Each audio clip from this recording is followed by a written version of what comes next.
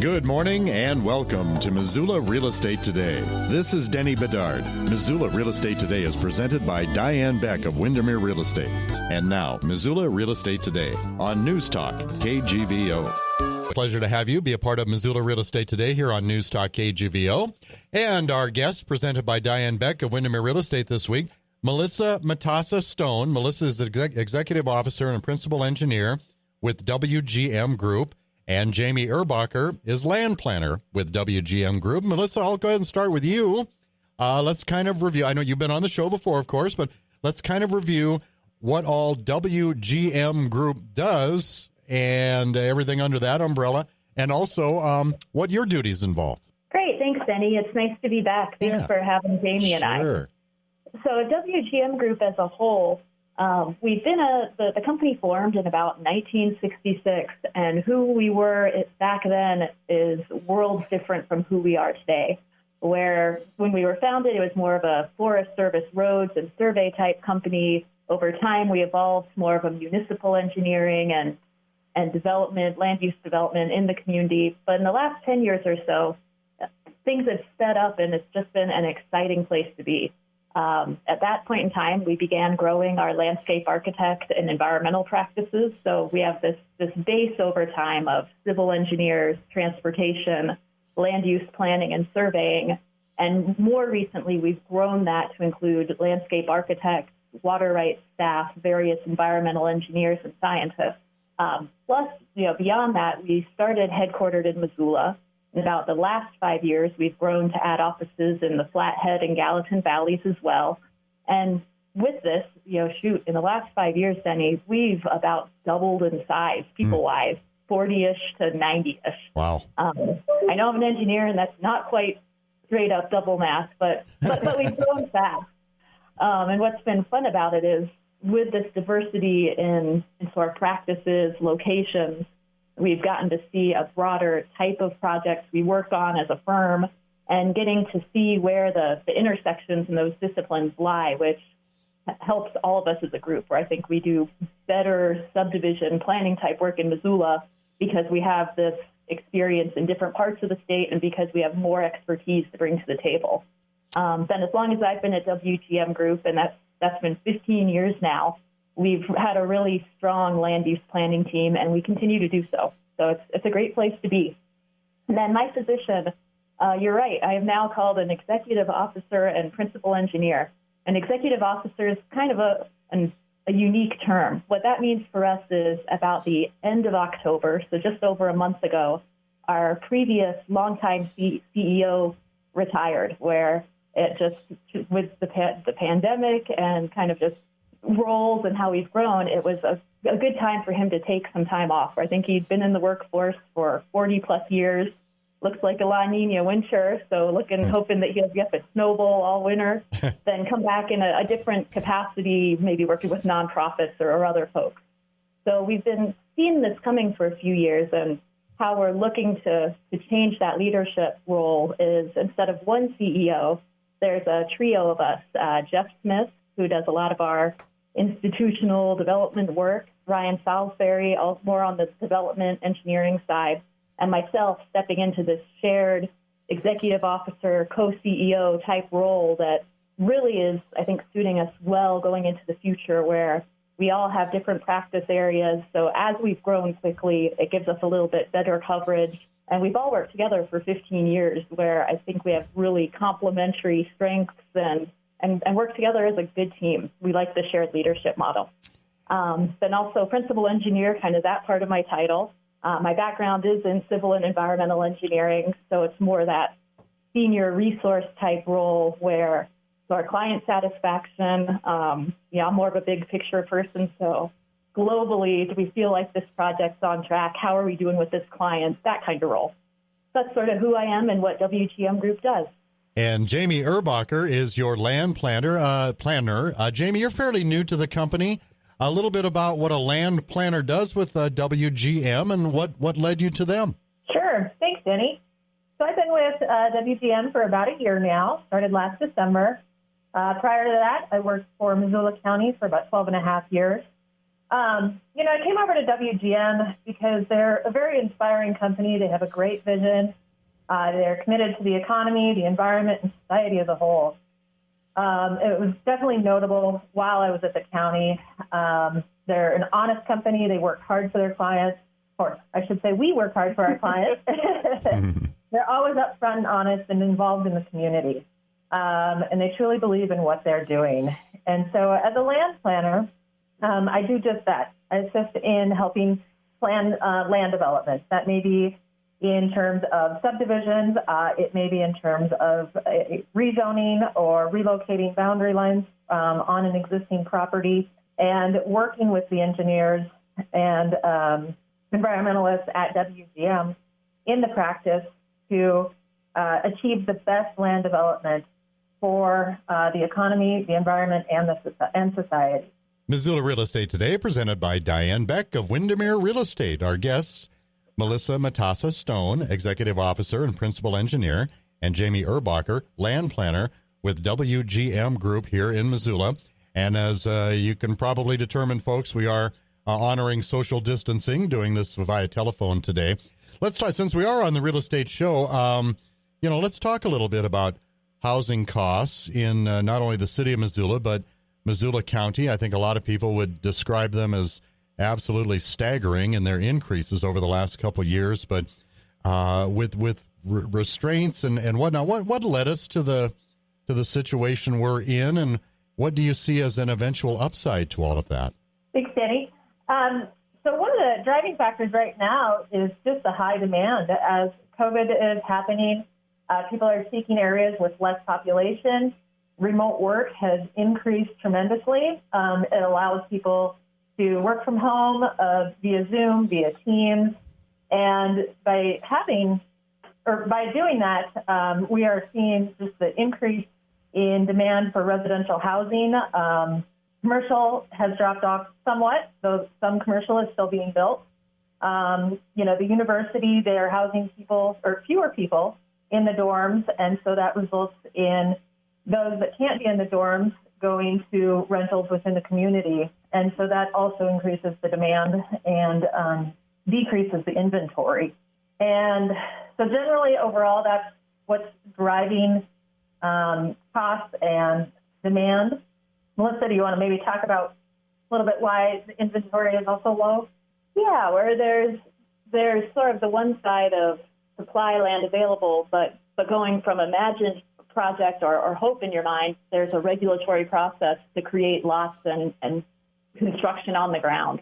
And some of the things that we've seen that have been challenging, at least on the city side over the past, let's say year, since sort of the shutdown in March with COVID, was that there's been a staff shortage on their side, where, as Jamie just said, there's more interest, more people wanting to flow in here. But with a hiring freeze and working to recruit people, train them up, it takes time. Mm-hmm. So it's really sort of we've seen a bit of a bottleneck on that ability to review. Yeah. But it also seems like there's some work being done on the city side to relieve that pressure. Do you want to talk about some of that, Jamie? Sure. So Erin Tehan, she was just appointed to now head up the Community Planning, Development, and Innovation, so that took the housing portion and the development service departments of the city and combined them. She has a great leadership skill, and I think that she is going to be a very positive director for this department. There is also a citywide effort being pulled in the same direction to support housing needs, and the city is also working on updates to their regulations. So that will help with hopefully furthering the housing policy goals of the city. And so those updates come in with regards to subdivision updates as well as the townhouse exemption development updates. And so design workshop is currently in the process of working on those updates. And so we see those as going to be very positive changes to the community in the city of Missoula. Can either of you give an example or two of what those updates might be that you're talking about? Sure. So the city subdivision regulations, they haven't been updated in over a decade. So updates will be based on state law as well as policy. And so some of those are not written in the current regulations right now. Okay. So, as a developer, you come along and you think that this is the standard you need to meet, and then come to find out there may be a different policy or state law that's not in the actual subdivision regulations. So just for clarity purposes, those will be updated. And then the TED regulations, or the Townhouse Exemption Development Regulations, those will hopefully be updated to permit more units on a parcel, and maybe with more design standards in mind versus prohibiting them in some capacity as they are right now. And I think in addition to these regulation updates, the other really exciting thing that we've seen from the city here in the recent couple years, is that there's some vision there where they recognize there are some sites that are in town in Missoula, have good access to infrastructure, are close to different social services and facilities, but the reason that they haven't been redeveloped is because there's a risk. You look, for example, over by Southgate Mall, there's the fairly new MRL Park there right by Johnson Street. Right. Mm-hmm. There's another portion of that site that's still undeveloped, but together that whole area was a low priority state Superfund site. So you hear Superfund in any capacity, you go, whoa, who knows what the risk there is? So the city, in buying that property, they have the ability to take risks that the private sector may not be willing to bear. Looking towards a future public-private partnership, where right now we're working with the city on that other half that's not where the park is, finishing that characterization where, to our knowledge, it is largely clean. But the State Department of Environmental Quality has a process of, all right, let's have this comprehensive sampling. If there is any soil, for example, that needs to be removed, let's do it. We're having that sort of seal of approval that this is a clean site that is safe for residential development. So that public sector has the ability with federal EPA funding, which is helping with that cleanup piece, and will result in property that can be used to relieve that housing crunch. We're looking at the same thing on the piece the city recently purchased off of Scott Street, north of the city shops and the park right there. Going through that same process now of looking at feasibility. The Missoula White Pines, it's the Missoula part of the Missoula White Pine Sash site, another state Superfund. Again, Superfund scary. Yeah. Let's look at what that real risk is and provide that information so the private sector can have the opportunity to feel comfortable redeveloping that for the community. Missoula Real Estate Today, presented by Diane Beck of Windermere Real Estate on News Talk KGVO. And our guests, Melissa Matassa-Stone, Executive Officer and Principal Engineer, and Jamie Erbacher, Land Planner with WGM Group. And, I meant to ask you really early in the show, gals, always got to ask what conducting business has been like for you folks during these past coronavirus months. It's definitely changed the way we do business, where back in March, we had the luxury of, in the prior years, really sort of updating our IT capacity, where most everybody had a laptop and the ability to go home and work from home tomorrow. We made the equipment you need to do your job available, where I think most everyone in our company now has a couple more screens and great internet service at their houses. Also, we've been making the transfer at that point already, looking more at Microsoft Teams with the video conferencing capabilities and that way of working together when you're apart. So I feel like we were positioned pretty strongly for a seamless transition. With that, I think there's probably the same challenges you've heard from all your guests of just balancing that work and life piece of things. Where I know Jamie and I both have young kids, and the school at home situation is interesting and dynamic.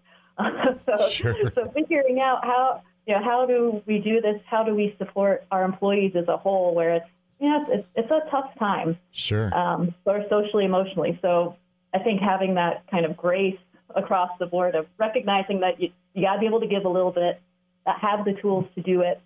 On the plus side, I think we as a whole, plus our clients, plus the agencies, local government we work with, everyone's gotten better at taking advantage of these tools we have for remote communications. Yeah. That's a good thing.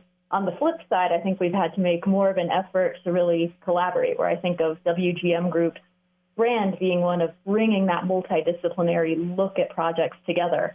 And it's a whole lot easier to do that when I can walk down the hall and say, hey, Jamie, what do you think about this? Sure. So trying to make sure that we're intentional about still doing that if we're not in the office together. Well, it is a balancing act, no doubt about it, but you can't stop progress, and you folks are kind of in the progress business. So a builder, a realtor, etc., they contact WGM Group with a vision. Where do you begin to be a part of that? In the beginning, we are going to listen and we're going to learn from that client. Mm-hmm. We want to determine the goals. And then once we're able to determine the client goals, we can look at the cultural and physical suitability of a property. And that's going to include sewer, water, access, storm drainage, and the reasonable expectation for entitlements or the number of units or structures that may be permitted. Once we have that information, we're able to put together a conceptual plan for the client and, review that, and then the true development can start to take place and the design of the project. Do you have anything to add to that? No, I think you've kind of nailed it, where the only thing I guess I'd highlight is sort of in that initial listening and learning piece that you talked about, Jamie. What we've found valuable more and more frequently lately is when clients come to us kind of starting with this feasibility piece, informing the cultural and physical suitability parts that you talked about, Jamie, where I break it down really simply. If I'm looking at my hand, 5 fingers, sewer, water, access, storm drainage, entitlements, seeing if there are any deal breakers or real challenges there where in the same way that we kind of look at what those red flags might be out front, where the hurdles might be, wanting to share that with our clients early on, because the last thing you want is a surprise when you're in front of a public meeting. Right, yeah. Missoula Real Estate Today, presented by Diane Beck of Windermere Real Estate, and our guests today on News Talk KGVO, Melissa Matassa-Stone, Executive Officer and Principal Engineer, and Jamie Erbacher, Land Planner with WGM Group. Can either or both of you talk a little bit about some of the cool current projects you're working on now and how they're coming along? Sure. One project that I've been involved with recently is the Trinity Mullen Housing Project. Right. So this involves 2 different sites, one over on Cooley and one off of Mullen Road by the detention center. In total, it's a 202 homes for affordable or homes that people could afford. And so the Cooley site will include 72 homes for families in Missoula workforce. There'll be 2, 3, and 4-bedroom homes. The Mullen site, that's going to be a combination of low threshold and supportive housing options. So there will be 30 supported housing units, 100 homes for individuals and families. It's also going to include a navigation center for on-site support to those residents. And the majority of those units will be 1-bedroom homes with a few 2, 3, and 4-bedroom homes. So we've been working with Homeward, Intrinsic, Blue Line Development, and the Housing Authority on this project. We recently received approval for a subdivision on Mullen Road, and so we are working through that process to obtain building permits and a final plat approval. And the Mullen property, that was actually acquired through a Missoula County. Mm-hmm. And so, it's just been a great project, great collaboration between the different groups and agencies, City of Missoula, Missoula County, Homeward, Housing Authority, Blue Line, and Intrinsic, and then also WGM Group. So great project to be involved with, and I think Melissa's got one that she would probably highlight too. Good, yeah, Melissa? Yeah, so I mentioned earlier the one project where we're doing that environmental characterization over by the Johnson Street Park, and something that's similar that we're also working on is that Scott Street feasibility study. So I talked about it just a little bit, but the the things that are kind of interesting to me there is that broad look. And as someone with more of an environmental background, there's cleanup. Part of it will allow residential development. Part of it will only allow commercial. So working closely with the city and the Missoula Economic Partnership at really sussing out what those opportunities are so we can look ahead to private redevelopment there. Outside of that sort of collaborative effort, some of the other things, the other development work that WGM Group has going through the subdivision system are the Herons Landing and Hellgate Villages developments. We also are working on the next phase of 44 Ranch out Mullen Road, sort of near George Elmer, and there's always something kicking at the Sawmill District. Yeah. I want to back up to that Scott Street one a little bit. Maybe you're going to have to draw me a radio road map here, okay? I'm thinking Scott Street and Turner, and about that intersection is where Zip Beverage is, I want to say. I hope I've got that right. You're right. Yeah. And are we talking a little northwest of that? I don't know why I fixated on that one. I guess because that's one of those areas that I do spend at least some time driving my vehicle. And is that the area that they have a great big playground or recreation open space area by the beverage company? Is that kind of the area you're talking about there? You are right on. Yes. So we're just north of there. So you've got Zip Beverage along, just as you said, north of that along Scott Street on the west side. There's the city park, the soccer fields. Yeah. Immediately west of that is sort of the city shops, the street department, those facilities. Okay. So if you think about the park and the city shops sort of side by side, we're talking about the piece just north of that. So Palmer Street, if it were to extend west, would be about the south boundary. Scott Street would be the east boundary of it. If you go north a little, there are the recent Scott Street townhomes project that we worked on, which is more of Scott and Rogers. Yeah. So that makes the north side. It's that big rectangle in between. Got it. Okay. Thank you. Thank you for that. I thought that's about where we were. Missoula Real Estate Today, presented by Diane Beck of Windermere Real Estate. And our guest today on the show, Melissa Matassa-Stone, Executive Officer and Principal Engineer, and Jamie Erbacher, Land Planner with the WGM Group. And also, I got to say thank you to some of Diane's marketing partners that help bring you Missoula Real Estate Today every week.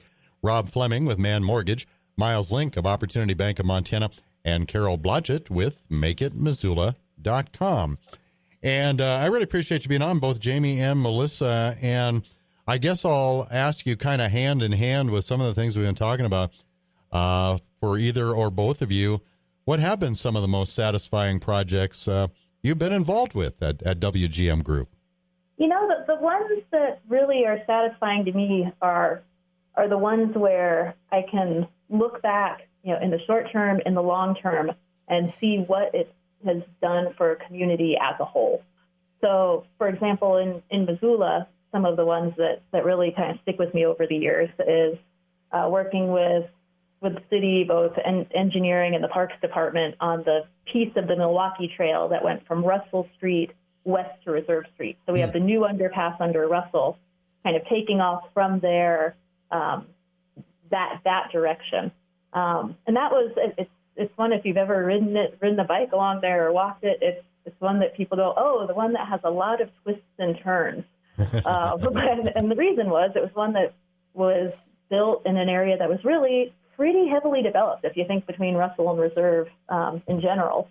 And we had the easements we had, where it's the connectivity, and that's one where my whole family, we enjoy recreating on it, and just the access to Missoula that it provides. Well, on the other side, you've got that curvy thing called a river, too, that you had to factor in there, right? We did. Fortunately, we're mostly south enough of it, but we did have to cross the different irrigation ditches a few times. Right. So that one really stands out to me as something that was exciting to work on. Yeah. Similarly, when I started at WGM Group back 2005-ish, the old Sawmill District, again, right by Osprey Stadium, kind of between there and California Street Bridge, that was another one that was a vacant piece that had an industrial history to it. So getting to really learn the subdivision process, looking at floodplain, the cleanup side, all of that, seeing where it started and what kind of place it's become has been really rewarding to me over time. What about you, Jamie?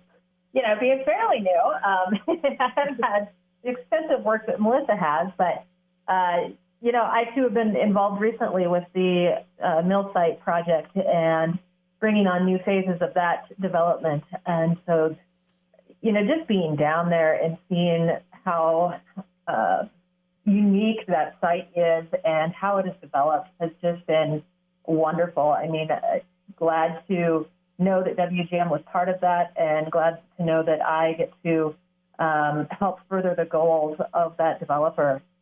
I think that, and, the Trinity project also, as I mentioned previously. Mm-hmm. Yeah. Oh, those are great examples. In our final few minutes here, and I'm not asking you to editorialize or put you on the spot or anything like that, but as far as growth and progress in design, when you look at the landscape of Missoula, no pun intended there, when you look at the landscape or overview of Missoula and surrounding area, what do you see? Is it healthy? Are there things you would like to see move forward, maybe in a different manner? I think Missoula has a very good outlook. It is a great place to live. We have great outdoor recreation opportunities, a great school system. Our health facilities are amazing. And I see that people obviously are wanting to come here for those reasons. The city is working on changes to their regulations, as is the county. The county is also working on a zoning code update. And as those progress, I think it's just going to be very beneficial to the community as a whole.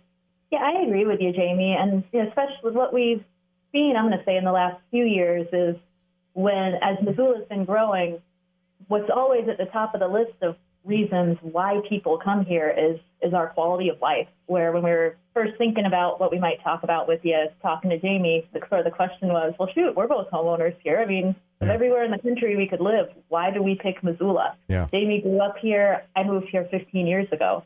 And I think for both of us, it was that access to open space and recreation. And what's exciting to me when I look at how our city and county and their policies and sort of vision for how, the landscape of Missoula, they're recognizing those value points where we do a great job of protecting our open space, looking at a place to call home, our housing policy. We're really working hard as a community to make affordable places for people to live. So I kind of think of that, American dream, and it's having that place of your own. Where I'm really proud of the work we do that provides housing. I'm really proud of how we work with our local government partners to facilitate that. I'm optimistic looking at Missoula, where we definitely are constrained topographically, and there's opportunities, I think, for more sort of infill where we might look a little different, but it seems that we're holding those core values close. All right. Well, finally, if people would like to learn more about WGM Group, Melissa and or Jamie, what's the best way to do that? The best way to take a look sort of at the whole breadth of what we do is you can go to our website. That's www.wgmgroup.com. You could also give us a call, 406-728-4611. There will be a friendly, helpful person at the other end of the line who can direct you to who you need. We also are on those normal social media channels, Facebook and LinkedIn as well.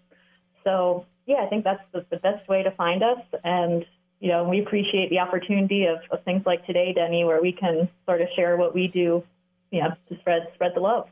Well, we appreciate you too. Missoula Real Estate Today, presented by Diane Beck of Windermere Real Estate on News Talk KGVO. Our guests have been Melissa Matassa-Stone, Executive Officer and Principal Engineer, and Jamie Erbacher, Land Planner with WGM Group. Gals, look at all these sheets of paper with questions on them I didn't get to. So that means you have to commit to another visit real soon, okay? Deal. And anytime. Thanks for having us back. It's fun. Thank you for listening to Missoula Real Estate Today. Contact Diane Beck with Windermere Real Estate. Email dianebeck@realtor.com or visit her website, homesinmissoula.com. We'll see you next time on Missoula Real Estate Today.